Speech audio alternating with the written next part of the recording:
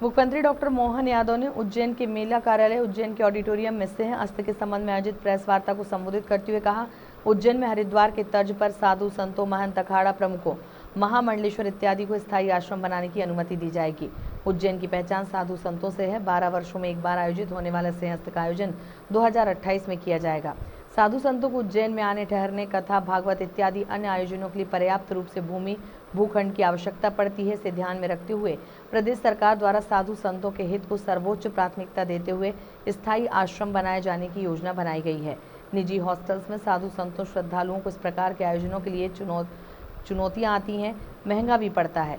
मुख्यमंत्री डॉक्टर यादव ने कहा, हरिद्वार में जिस प्रकार साधु संतों के अच्छे आश्रम बने हुए हैं, उसी प्रकार विकास के क्रम को जारी रखते हुए उज्जैन में भी साधु संतों के स्थायी आश्रम बनाने के प्रयास किए जाएंगे। उज्जैन विकास प्राधिकरण के माध्यम से इस बड़ी योजना को आकार दिया जाएगा। जैसा हरिद्वार हमारा बना हुआ है, हरिद्वार में सभी साधु संतों के पास अच्छा आश्रम है, उनकी पर्याप्त जगह है और इसी तरह से उज्जैन में भी हम इस विकास के क्रम को जारी रख रहे हैं।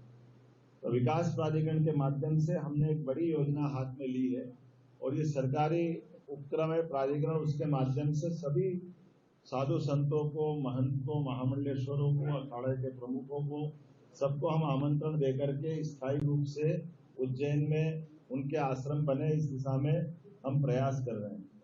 और इसीलिए परमानेंट रूप से जो आमतौर पर सिंहस्थ में भी जरूरत पड़ती है कि टेम्परेरी सड़क बनाना पड़ती है, टेम्परेरी बिजली, पानी, नाली की व्यवस्था, निकासी, ये जो काम करना पड़ता है वो परमानेंट करा देंगे, ताकि ये जो अभी आपने सबने देखा कि बाद के क्रम में कभी बारिश हो जाती है, उस दरमियान तो टेंट उखड़ जाते हैं या कीचड़ हो जाता है, कई बार कष्ट आते हैं। उस कष्ट का निवारण, ये हरिद्वार हमारा आदर्श है। एक तरह से हरिद्वार में ये परमानेंट सब चीजें हैं।